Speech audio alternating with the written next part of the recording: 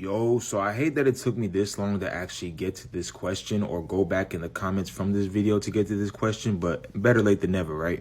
So basically this comment is from a video I posted about a month or two back about my roommate for being asleep at 5 a.m. while I had to go do workouts as an athlete. And I was basically just making a joke about how like non-athletes can like sleep in while roommates or while me as an athlete has to wake up and, get up and do workouts, right? But the comment kind of brings up something that I feel like was specific to me in my football journey. Keep in mind, bro, that I was a walk-on. So even though I had the option to be able to live with my teammates, I was ultimately responsible for my whole housing situation. So in this case, that guy in the video, that's actually one of my closest friends. And so we just decided we were going to room together.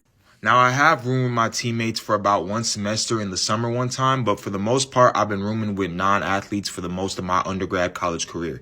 And the reason I do that is because as athletes, we're all going through the same thing. So imagine you're living with football players. You guys go back home and everybody just goes into their room and doesn't say nothing, and then you wake up the next day and do it all over again. With having a non-athlete as a roommate, I was able to kind of come back home and be able to be offered a different perspective of what was going on behind me. We get so zoned in into our sport and what's going on with us that we forget to understand that there's a lot of things actually going on around us. So that when I would come home, he would tell me about things that maybe went on campus or maybe things that went on in his life. And I wouldn't even know what was going on because, I'm so locked into football. But basically, the point of having a non-athlete roommate was kind of just to keep myself mentally sane, so that I wouldn't be just focused on football all the time and be offered a new perspective of what's going on around me when I'm away from football when I come home, instead of just living with teammates who are all going through the same thing. So we're all just as oblivious to what's going on around us. So hopefully that makes sense. If you are on scholarship, you probably won't have that option. You'll probably have to live with other teammates because that's where they will place you.